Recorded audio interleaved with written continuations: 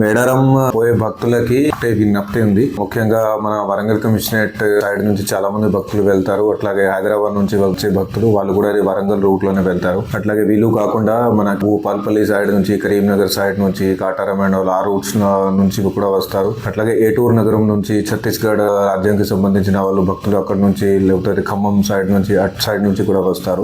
4 రోజులు జరిగే పండుగకి సందర్భంగా కొన్ని విజ్ఞప్తులు ఉన్నాయి. ఒకటేటి భక్తులకు రిక్వెస్ట్ ఉంది, ఇది అంతా కూడా అది ట్రాఫిక్ కూడా స్మూత్ గా నడపడానికి, ఎవరైనా కూడా ఎలాంటి కూడా ఇబ్బందులు కలగకుండా చూసుకోవడానికి దయచేసి ఎక్కడ కూడా రాంగ్ డ్రైవింగ్, ర్యాష్ డ్రైవింగ్ ఎక్కడ కూడా చేయకండి. లేన్ లో మీరు ఏదైతే పోతున్నారో ఆ లేన్ లో వెళ్తూ ఉండండి. ఎందుకంటే మీరు అనవసరంగా ఓవర్ టేకింగ్ చేస్తే, ఎవరైనా లేకపోతే ఎక్కడైనా ఓవర్ స్పీడింగ్ చేస్తే, ర్యాష్ గా చేస్తే, అది ఒకటి చేయడం వలన అది అక్కడ చిన్న ట్రాఫిక్ జామ్ కాకుండా చాలా పెద్ద జామ్ అయిపోతుంది. దాని తర్వాత కూడా ఉన్న వెహికల్స్ అవన్నీ కూడా ఆగిపోతాయి. అదే రిక్వెస్ట్ ఉంది, ఎక్కడైతే ఇది ఎక్కువ అది మీరు రోడ్ల మీద చూస్తుంటారో, సో అప్పుడు ఎలాంటి కూడా ఓవర్ టేకింగ్ కాకుండా మీ లేన్ మెయింటైన్ చేస్తూ, లేన్ డిసిప్లిన్ ఫాలో చేస్తూ అదే లేన్ లోనే వెళ్తూ ఉండండి. కొద్దిగా అది ట్రాఫిక్ అది స్లో అయ్యే ఛాన్సులు ఉంటాయి, ఎందుకంటే చాలా భారీ మొత్తంలో అక్కడ వెహికల్స్ వస్తాయి. అది కొంచెం ఓపికతో వెహికల్ నడుపుతూ ఉంటే ఎలాంటి కూడా ప్రాబ్లం ఉండదు. అట్లాగే ఇంకోటి రిక్వెస్ట్ ఉంది, మధ్యలో మళ్ళీ వేరే ప్లేస్లలో, షాప్లలో అది ఆపకండి.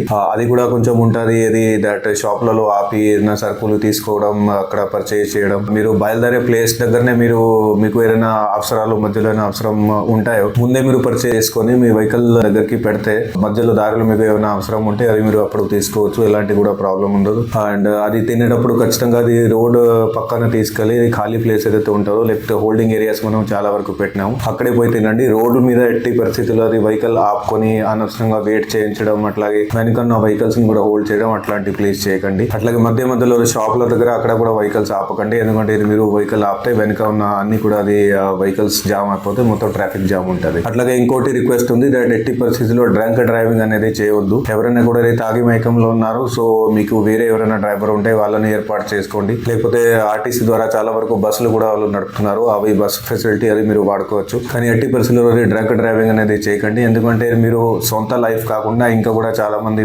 భక్తులు ఉంటారు, వాళ్ళ లైఫ్ లని కూడా మీరు డేంజర్ లోనే పెడతారు. సో ఇవి రిక్వెస్ట్లు కొన్ని మా తరఫు నుంచి ఉన్నాయి, వరంగల్ పోలీస్ కమిషనరేట్ సైడ్ నుంచి ఉన్నాయి. అది ఖచ్చితంగా మీరు ఫాలో చేయండి, కోఆపరేట్ చేయండి. అట్లాగే అక్కడ ఆన్ డ్యూటీ ఎవరైతే ఆఫీసర్స్ ఉంటారో వాళ్ళు మీకు ఇది వన్ సైడ్ ఓన్లీ ట్రాఫిక్ అలా ఉంది, లేకపోతే ఇది పార్కింగ్ ఏరియా ఉంది, హోల్డింగ్ ఏరియా ఉంది, అక్కడ ఆన్ సైడ్ వాళ్ళు మీకు ఏదైనా నిర్దేశాలు ఇస్తారు, ఖచ్చితంగా అది దయచేసి ఫాలో చేయండి, కోఆపరేట్ చేయండి. అది అందరూ భక్తులకి కన్వీనియన్స్ కోసం, అందరికీ సౌకర్యం కోసం ఉంది.